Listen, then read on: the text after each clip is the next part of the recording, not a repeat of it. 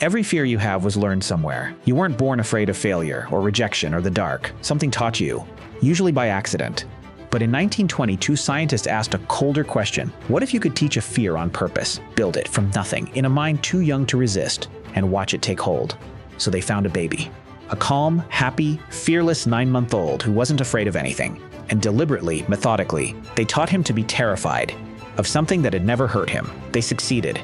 And then they did something even worse. They never took the fear back. They let him go, and he carried what they built into the rest of his life. For almost 100 years, no one even knew who that baby was or what became of him. Today, I'll tell you exactly what they did, what it reveals about your own fears, and the haunting truth about who little Albert really was.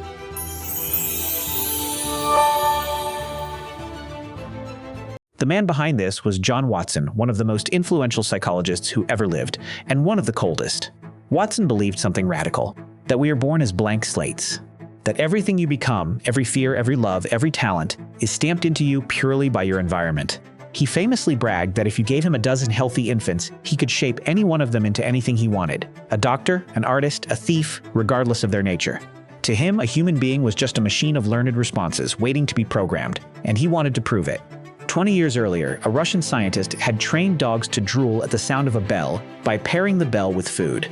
Watson wanted to do something far bolder, to prove that a powerful human emotion, fear itself, could be installed in a person the same way, not in a dog, in a human baby. So he and his young assistant selected an infant, a healthy, unusually calm boy, the son of a nurse who worked at the hospital. In their notes, they called him Albert B. History, would call him Little Albert. And over the following weeks, they set out to manufacture terror inside him. 3 things you need to see coming, because each one is worse than the last. First, how disturbingly well it worked. Second, how the fear they built didn't stay put. It spread on its own in a way they never fully controlled. And third, the part that turns this from a cold experiment into a genuine tragedy, what they did, or rather failed to do, when it was over, and the century-long mystery of what happened to that little boy. Let's start with the man who thought he could program a child. To understand why someone would do this to baby, you have to understand Watson's philosophy, because it was as ambitious as it was chilling. Watson founded a movement called Behaviorism, and its core idea was ruthless in its simplicity. Forget the mind. Forget feelings, thoughts, the inner world. None of it can be seen or measured, so to Watson, none of it truly mattered.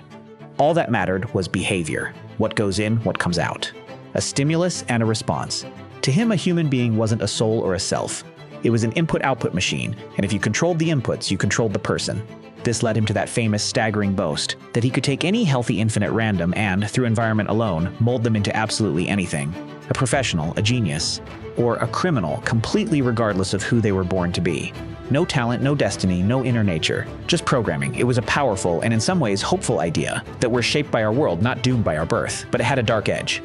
Because if a human is just a programmable machine, then a human becomes something you can experiment on like a machine. The tenderness, the caution, the sense that a person's inner life is sacred, Watson's philosophy quietly stripped all of that away. And he'd been building toward fear specifically, because fear was the perfect test. It's raw, it's visible, it's undeniable. If Watson could prove that even fear, one of our most primal emotions, could be manufactured on demand and pointed at anything he chose, then his theory would be proven in the most dramatic way possible. He just needed a subject who couldn't argue, couldn't consent, and couldn't fight back. He found one in a hospital nursery. Here's how they did it, and I'll tell it plainly, without dwelling on the child's distress, because the point is the method, not the suffering. First, they established a baseline. They showed Albert a white rat, and his reaction was exactly what you'd hope from a happy baby. Curiosity. He reached for it. He wanted to touch it, to play with it. He wasn't afraid of the rat, or of a rabbit, or a dog, or cotton wool, or a mask. He was a fearless, trusting child, interested in the world. That was the whole point. They needed a clean slate to write fear onto. Then came the cruelty, dressed as science. They discovered the one thing that did frighten Albert, a sudden, loud, violent noise. So they took a steel bar and a hammer and positioned it behind him where he couldn't see it. And they began to pair the two things together. Every time Albert reached for the white rat, the thing he loved, the thing he wanted to touch, they struck the steel bar with the hammer right behind his head. The crash terrified him. Reach for the rat, crash, reach for the rat, crash. Again and again. Do you see what they were doing? They were forcibly wiring two things together in his mind that had nothing to do with each other. The harmless rat and pure terror. And after enough repetitions, something broke. They showed Albert the rat with no noise at all, and he was afraid of it. He recoiled from the very animal he tried to cuddle days before. He would try to crawl away from it. It had worked. They had taken a fearless child and built a fear inside him from scratch, a fear of something that had never and would never harm him. On paper, it was a triumph for Watson's theory. In reality, they had reached into a baby's mind and installed terror where there had been only trust. And they weren't finished, because what happened to that fear next was something they hadn't fully planned for. Here's what they discovered next, and it's the part that should genuinely disturb you. The fear they built did not stay where they put it. It spread. Albert wasn't just afraid of the white rat anymore. When they showed him a white rabbit, he was frightened. A dog, a fur coat, a ball of cotton wool. Even a mask with a white beard. Reportedly, even the scientist's own hair. Albert had generalized the fear, all on his own, to an entire category of soft, white, furry things. He'd never been conditioned to fear any of those. But his young mind had drawn a line around soft and white and furry and marked the whole category as dangerous. Think about what that means. They didn't just install one specific fear. They accidentally reshaped how this child saw a whole slice of the world. A baby who had been curious about everything now flinched from ordinary, gentle things. And it had spread beyond their control, which tells you something important we'll come back to. Once a fear is planted, it doesn't always stay in its box. It can grow. But here is the true moral failure of the whole experiment. The part that turns it from cold science into something unforgivable. Watson had the knowledge to reverse it. Conditioning can, in principle, be undone. He even wrote about intending to remove the fears he'd created. And then he didn't. The experiment ended, and Albert simply left the hospital with every one of those manufactured fears still intact. No deconditioning, no follow-up. No attempt to give the child back the fearless mind he'd walked in with. They took a happy, trusting baby, built terror into him for the sake of a theory, and then let him go, carrying it into a life they never bothered to check on again. A modern researcher put it in words that don't improve with any amount of context. They frightened a baby for research and left him that way. And for the next 100 years, no one even knew his name, or what that afternoon might have cost him. So what happened to the man who did this? There's a dark irony here that ties directly to everything this channel is about. Shortly after the experiment, Watson's career in science collapsed. A scandal involving his young assistant forced him out of the university. And where did the man who proved you could manufacture human emotion go next? Into advertising. Watson became a pioneer of modern advertising, and he brought his baby experiment logic with him. His insight was simple and powerful. If you can pair a product with an emotion in people's minds, link a brand to desire, to fear, to belonging, you can condition consumers to feel something for it and buy. The same mechanism he used to make a baby fear a rat, he turned around to make millions of adults want things. The man who conditioned little Albert spent the rest of his career conditioning all of us. Think about that the next time an ad pairs a car with a beautiful person, or a soda with pure joy. Now, I have to be honest about the science, because the legend is cleaner than the truth.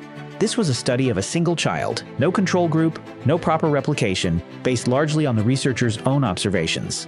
Later analysis found that Albert's fear reactions were actually less consistent and less clear-cut than the famous textbook version claims, and the survival film footage is genuinely ambiguous. So while it became one of the most cited experiments in all of psychology, it's also one of the shakiest as hard science. It's remembered as a clean, conclusive demonstration. It really wasn't. And then there's the mystery that haunted psychology for a century. Who is little Albert, and what happened to him? For decades, Albert B was just a name in a paper. Then, in 2009, one research team believed they'd found him, a boy named Douglas Merritt, the son of a hospital wet nurse. But it came with a devastating possibility. Douglas may have been a sick, neurologically impaired child, not the healthy, normal baby Watson claimed, and Douglas died at just 6 years old.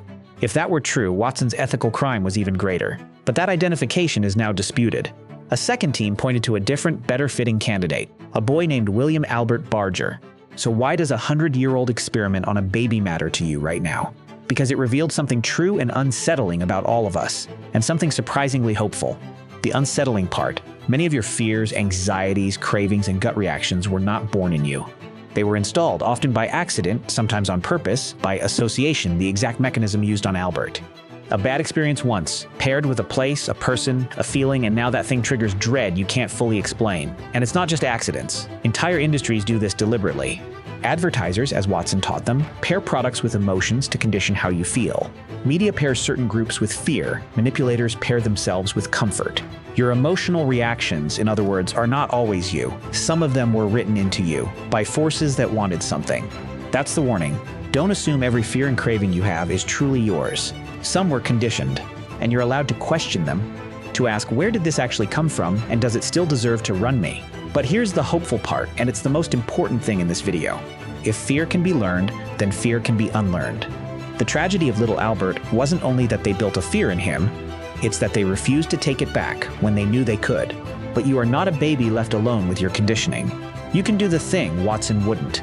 The conditioned fears, the installed anxieties, the automatic reactions that don't serve you. Through awareness, through gradually facing them, through the right help, they can be rewired. The same brain that can be taught to fear can be taught to be free. Watson proved the mind is programmable. What he never bothered to show is that it can also be reprogrammed by you on purpose for your own good.